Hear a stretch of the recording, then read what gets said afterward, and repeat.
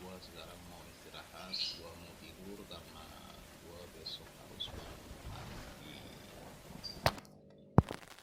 Oke guys, gua mau istirahat karena di luar cuacanya hujan lumayan gede.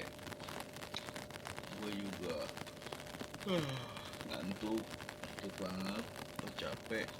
Tadinya sih gua tuh mau keluar mau mancing gitu kan, mau nyari ikan buat gua masak gitu, karena emang gua niatnya tadinya mau ngeliwat gitu.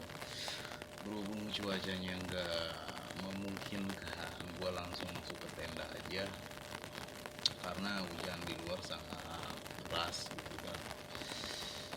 Gua langsung mau istirahat, mau tidur karena gua besok harus bangun pagi karena banyak pekerjaan. Ya udah, gua mau